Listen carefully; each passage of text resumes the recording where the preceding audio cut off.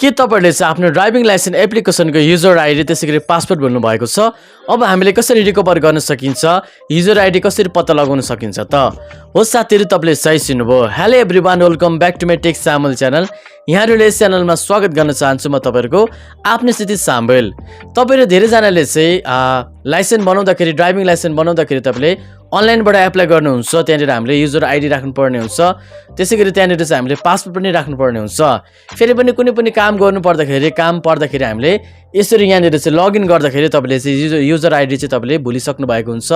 तपाईले पासवर्ड भुलिसक्नु भएको हुन्छ। अब हामीले युजर आइडी कहाँबाट हेर्ने, कसरी पत्ता लगाउने, पासवर्ड चाहिँ हामीले कसरी रिकभर गर्ने, आजको यस भिडियोमा तपाईलाई जानकारी गराउन गइरहेको छु। भिडियोलाई अन्तिमसम्म तपाईले स्किप नगरिकन हेर्नुपर्ने हुन्छ।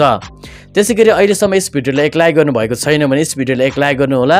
त्यसैगरी आफ्नो साथीभाइहरु कहाँ यस भिडियोलाई शेयर गर्नु होला। त्यसैगरी यस्तै खालको विभिन्न काम लाग्ने टेक्नोलोजी रिलेटेड भिडियो हेर्न चाहनुहुन्छ भने चाहिँ यस टेक सामुल च्यानललाई अवश्य सब्स्क्राइब गरी छेउमा रहेको नोटिफिकेसन बेललाई बजेर अलमा सेलेक्ट गर्नु होला। आउनुस् आजको हाम्रो टपिकतर्फ लागौं।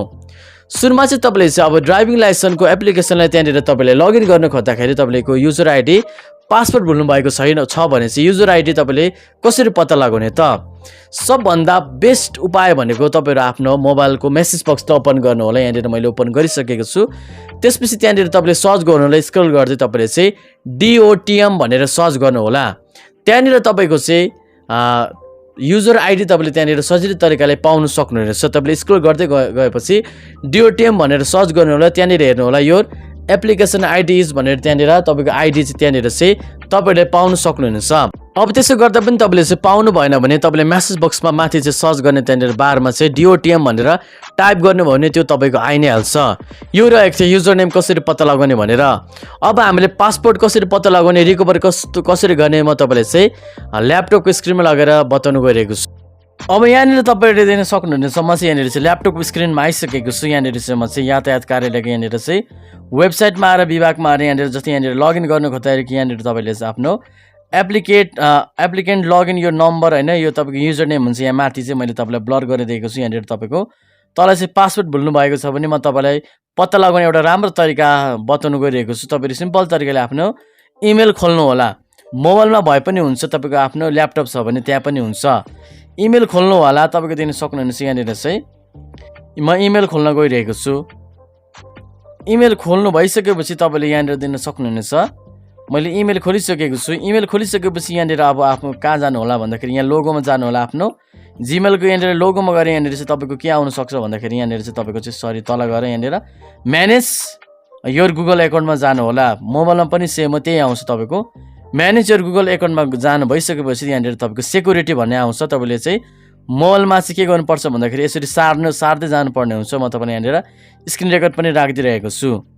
अब सेक्युरिटीमा जानु भइसकेपछि सिम्पल तरिकाले यहाँ अलिकति तल आउनु होला। मोबाइलमा पनि तपाईहरु तल आइसकेपछि यहाँनिर तपाईको के हुन्छ भन्दाखेरि चाहिँ पासपोर्ट म्यानेजर भनेर यो पासपोर्टको यो एउटा लोगो रहेको छ, देख्न सक्नुहुनेछ। यहाँनिर चाहिँ यस्तो तारा जस्तो भएको यहाँ यो आउँछ। यसलाई तपाईले टच गर्नुपर्ने हुन्छ। यहाँभित्र छिर्नु भइसकेपछि तपाईले जुन तपाईले पासपोर्टहरु सेभ गर्नुभएको छ त्यो चाहिँ यहाँनिर सेभ भएर बस्छ। तपाईले ड्राइभिङ लाइसेन्स एप्लाई गर्दाखेरि अनलाइनबाट त्यहाँनिर तपाईले सेभ गर्नुभएको थियो भने त्यो यहाँनिर आएर बसिरहेको हुन्छ। देख्न सक्नुहुनेछ DOTM.gov.np यही रहेको छ। यहाँ मैले टच गरेँ। अब म यहाँनिर टच गर्ने बित्तिकै सम्पूर्ण कुराहरू खुलेर आउँछ। यहाँनिर मलाई पासपोर्ट माग्यो। म पासपोर्ट राख्न गइरहेको छु जीमेलको। तपाईको माग्नु पनि सक्छ, नमाग्नु पनि सक्छ।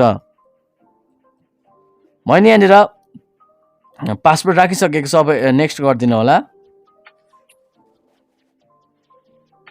नेक्स्ट भइसकेको छ। यहाँनिर तपाईले दिन सक्नुहुनेछ। मेरो युजर नेम चाहिँ यो रहेको छ। मैले ब्लर गरेर दिएको होला, तपाईले देखाउन मिल्दैन। पासपोर्ट पनि हेर्न मिल्छ। यसरी आँखा जस्तो यहाँनिर हेर्नुभयो भने सोको बटनमा हाम्रो पासपोर्ट पनि यहाँनिर तपाईले चाहिँ मजाले हेर्न सक्नुहुन्छ। अब युजर नेम मैले तपाईलाई पत्ता लगाउने दुईवटा तरिका भनिसकेको छु। एउटा तरिका भनेको मेसेज बक्समा गएर त्यहाँनिर DOTM मा गएर तपाईले युजर नेम हेर्न सक्नुहुन्छ र यहाँ पासपोर्ट यहाँबाट हेर्न सक्नुहुन्छ। अब पासपोर्ट पत्ता लगाउने म अर्को तरिका पनि म तपाईलाई चाहिँ बताउन गइरहेको छु। भिडियोलाई स्किप नगरिकन हेर्नुपर्ने हुन्छ। जस्तै यहाँनिर अब यहाँ तपाईले पासपोर्ट आएन भने तपाईले यहाँनिर फर्गट योर पासवर्ड भनेको चाहिँ देख्न सक्नुहुनेछ। यहाँनिर चाहिँ फर्गट योर के गर्नु भन्दाखेरि चाहिँ यहाँनिर चाहिँ फर्गट योर पासवर्डमा तपाईले यहाँनिर टच गर्नुपर्ने हुन्छ।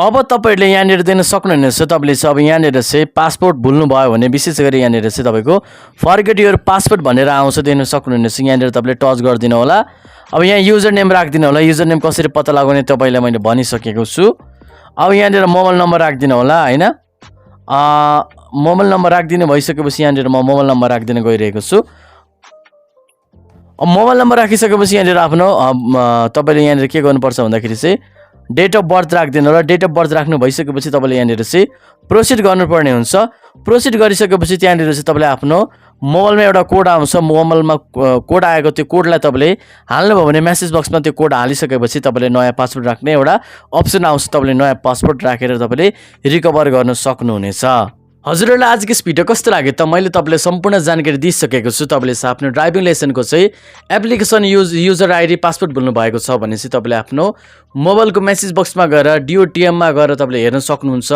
त्यसैगरी तपाईले आफ्नो इमेलमा त्यनेर गुगल अकाउन्ट म्यानेजमा गएर तपाईले सेक्युरिटीमा गएर पनि हेर्न सक्नुहुनेछ तपाईलाई भिडियो मन पर्यो भने भिडियोलाई अवश्य एक लाइक गर्नु होला आफ्नो साथीभाइहरुलाई शेयर गर्नु होला यस्तै प्रकारको काम लाग्ने भिडियोहरु हेर्न चाहनुहुन्छ भने चाहिँ तपाईले यस टेक चामल च्यानललाई अवश्य सब्स्क्राइब गरी छेउमा रहेको नोटिफिकेसन बेललाई बजाएर अलमा सेलेक्ट गर्न नभुल्नु होला आजले यति नै धन्यवाद बिदा पाऊ जय नेपाल